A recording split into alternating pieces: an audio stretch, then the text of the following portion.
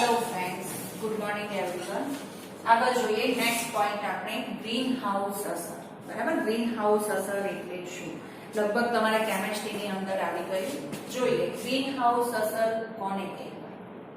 તો પૃથ્વી ઉપર કે સપોઝ માની લઈએ કે પૃથ્વી છે કે જેની ઉપર આ જે સૂર્ય છે એ સૂર્યના પ્રકાશના જે કિરણો છે એ દાખલ થાય છે, પરંતુ કે એમાંથી કેટલાક કિરણો એવા છે કે જે ફરી પાછા સૂર્ય તરફ પરાવર્તિત થાય છે.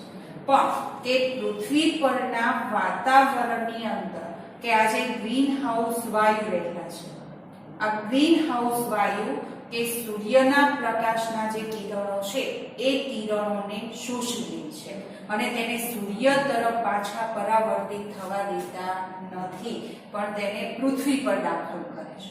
હવે પૃથ્વી ઉપર આ કિરણો દાખલ થવાથી કે પૃથ્વીનું જે કંઈ પણ વાતાવરણ છે અથવા પૃથ્વીનું જે તાપમાન છે એ તાપમાન ઉફાળો લે છે. બરાબર, આખો જે કોન્સેપ્ટ છે જોઈએ આપણે એના વિશે. CO2 કે જે સૂર્યપ્રકાશના લાંબી તરંગ લંબાઈવાળા એટલે કયા કિરણો આવશે કે જે ઇન્ફ્રારેડ કિરણો છે કે ઇન્ફ્રારેડ કિરણો શોષી લે છે અને તેને પૃથ્વી પર મોકલે છે, જેથી પૃથ્વીનું તાપમાન જે છે એ તાપમાન વધે છે.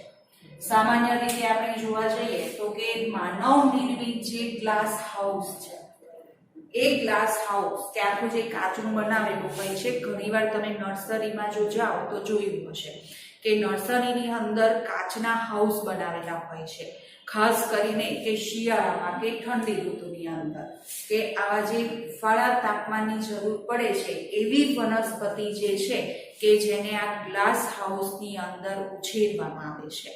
હવે ગ્લાસ હાઉસ કે એવા ગ્લાસ યુઝ થયેલા હોય છે, પ્રકાશના કિરણો જે છે એને શોષી લે છે, ફરી તેને બહાર જવા દેતા નથી, પણ એ જે હાઉસ બનાવેલું છે એની અંદર દાખલ કરે, જેથી આખું જે ગ્લાસ હાઉસ છે એનું જે તાપમાન છે અંદરનું તાપમાન વધુ રહે છે અને જેથી ત્યાં જે વનસ્પતિ છે એ ઠંડી ઋતુમાં પણ કે આ રીતે ગ્લાસ હાઉસ તૈયાર કરી અને ઉછેરી શકાય છે.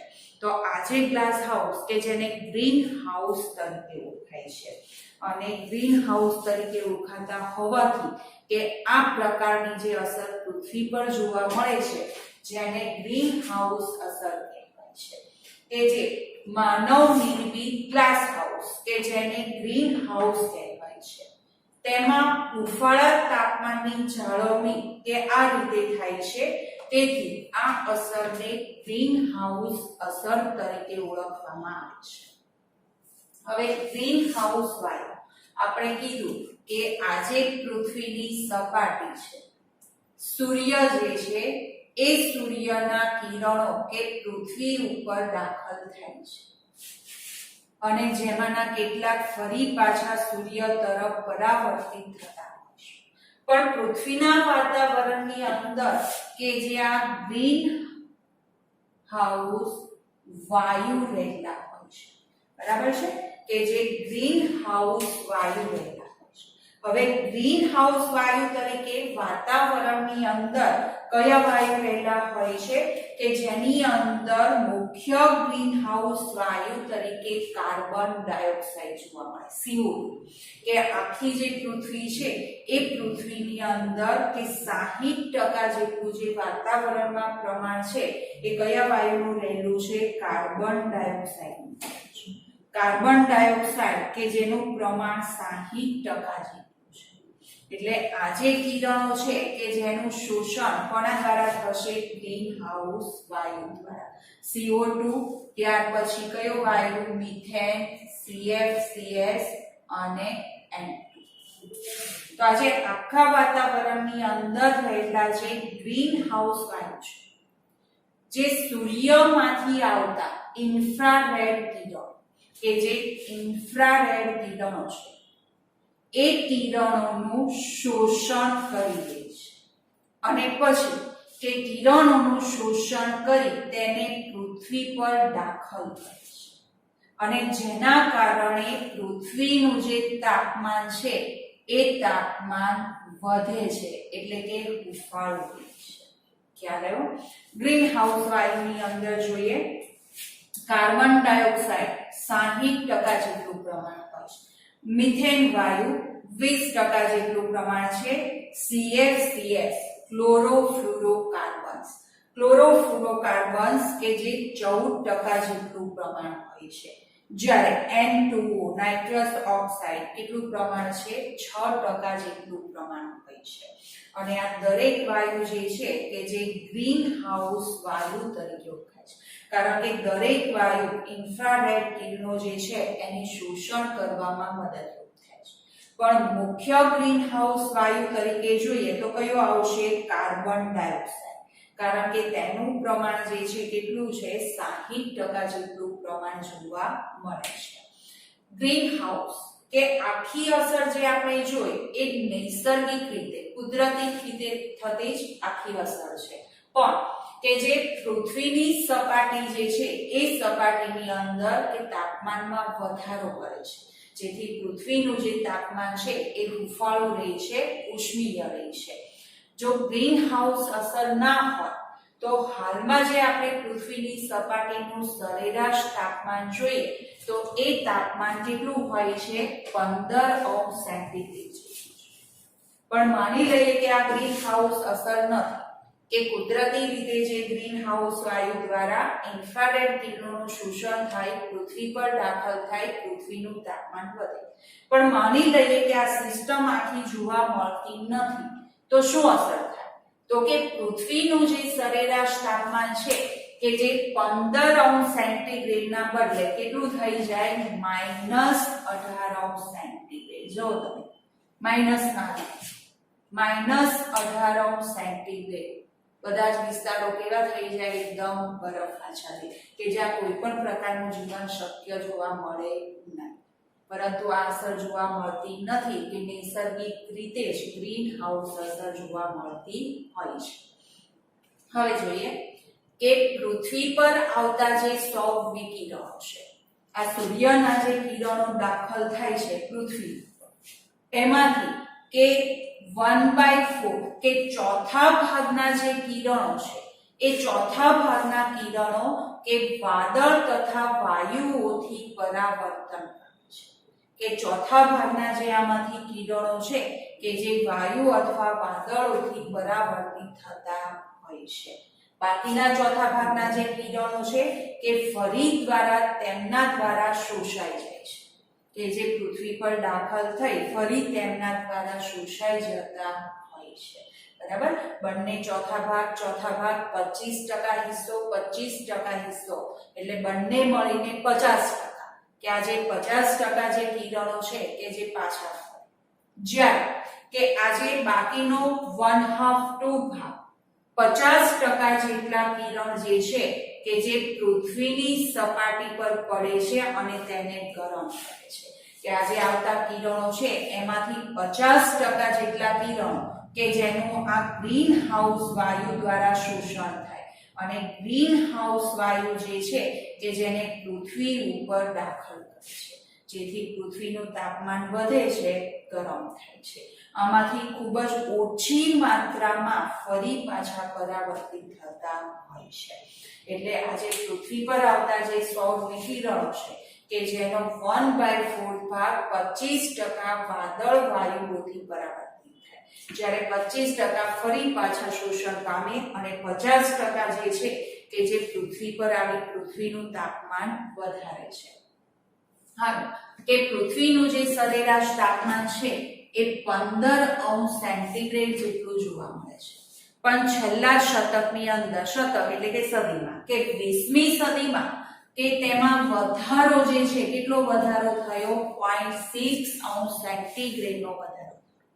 અત્યારે જે કંઈ પણ ઔદ્યોગિક ક્રાંતિ વધી છે અને એ ઔદ્યોગિકરણના કારણે કે જે કંઈ પણ યંત્ર સામગ્રી, સાધન સામગ્રીનો વપરાશ થાય છે, જેના કારણે વાતાવરણમાં જે કાર્બન ડાયોક્સાઇડ છે એ વધુ પ્રમાણમાં દાખલ થાય છે. વૃક્ષો આપણે જોઈએ કે જે પણ વન કટાઈ થાય છે અથવા જે ખેતીલાયક જમીનો હતી કે જ્યાં પણ શહેરીકરણ અથવા ઉદ્યોગો સ્થપાઈ ગયા, તો આખી ઔદ્યોગિક ક્રાંતિના કારણે એ વાતાવરણની અંદર જે કંઈ પણ કાર્બન ડાયોક્સાઇડનું જે પ્રમાણ છે એ પ્રમાણની અંદર ખૂબ જ મોટા પ્રમાણમાં વધારો થતો જાય છે. અને આ વધારાથી કે 20મી સદીમાં પૃથ્વીનું તાપમાન જે છે કેટલા અંશ સેન્ટીગ્રેડ વધ્યું? 0.6 અંશ સેન્ટીગ્રેડ. કારણ કે જેમ CO2 નું પ્રમાણ વાતાવરણની અંદર વધે છે એમ CO2 જે છે સૂર્યના કિરણોને વધુ પ્રમાણમાં શોષિત કરે અને પૃથ્વી ઉપર વધુ દાખલ થાય, જેની અસર આપણે 2-5 વર્ષથી અનુભવીએ છીએ કે દરેક વર્ષે ઉનાળાની અંદર ટેમ્પરેચર આપણે જોઈએ તો કે દર વર્ષ કરતા લગભગ 2-3 અંશ અપ જ હોય છે. બરાબર, આ શેની અસર છે? ગ્રીન હાઉસ અસર.